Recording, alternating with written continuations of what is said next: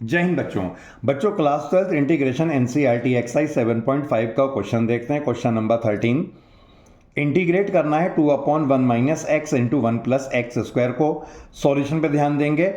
इसे सॉल्व करने के लिए हमें एक फॉर्म को समझना पड़ेगा।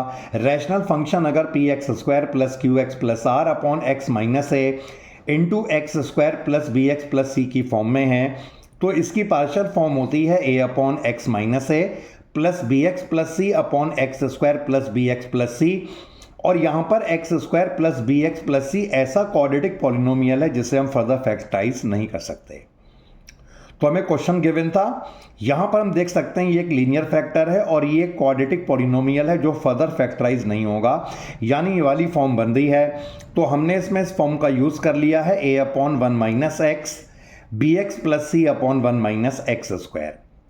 एबीसी की वैल्यू को निकालने के लिए हम यहाँ पे एलसीएम निकालेंगे। ए से मल्टीप्लाई होगा, ये से मल्टीप्लाई होगा, नीचे दोनों का प्रोडक्ट, डिनोमिनेटर कैंसिल हो जाएगा, एक इक्वेशन मिल जाएगी। अब यहां पर हमें x की ऐसी वैल्यू लगानी है जिससे कि ए बी सी में से कोई दो जीरो बन जाए। जब हम x को 1 से रिप्लेस करेंगे ये पूरी टर्म जीरो हो जाएगी। यहां पे x को 1 लगाने के बाद हमें a मिल जाएगा 1। अगर हम x को 0 से रिप्लेस करें हम देख सकते हैं 0 हो जाएगा और a की वैल्यू ऑलरेडी हम फाइंड कर चुके थे, जो हम रिप्लेस कर लेंगे, ये 0 हो चुका है। सॉल्व करके हमें यहां पर c की वैल्यू मिल जानी है जो आएगी यहां पे 1 के इक्वल।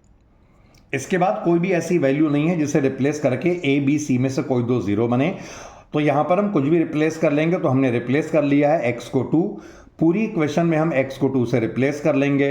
रिप्लेस करने के बाद ऑलरेडी हम फाइंड कर चुके थे a और c की वैल्यू, जो हम यहां पे रिप्लेस कर लेंगे, जिसे सॉल्व करके हमें मिल जाएगा b। तो हमारी इक्वेशन कुछ इस तरह से थी, यानी इसका इंटीग्रल इन दोनों के अलग अलग इंटीग्रल के इक्वल होगा। a की वैल्यू को रिप्लेस कर लिया है, ऐसे b की वैल्यू 1 और c की वैल्यू 1 को रिप्लेस कर लिया है। इस वाले पार्ट को हम दो अलग अलग पार्ट में स्प्लिट कर लेंगे इस इंटीग्रल को। पहला पार्ट बनेगा x upon 1 plus x square और दूसरा 1 अपॉन 1 प्लस एक्स स्क्वायर।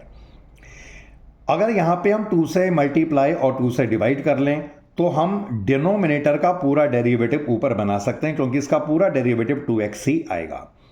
तो हमने यहां पे 2 से मल्टीप्लाई डिवाइड कर लिया और ये डायरेक्ट फॉर्मूला बन रहा है। इसका इंटीग्रल log x होता है, लेकिन इसका डेरिवेटिव दोबारा निकलेगा तो नीचे माइनस आएगा, जिसे मैंने यहां पे लिख दिया है। और इसका डेरिवेटिव पूरा ऊपर बन रहा है, यानी इसका इंटीग्रल होगा log डिनोमिनेटर, और ये पूरा tan इनवर्स x का डेरिवेटिव है, यानी इसका इंटीग्रल tan इनवर्स x। तो ये इसका कंप्लीट आंसर है।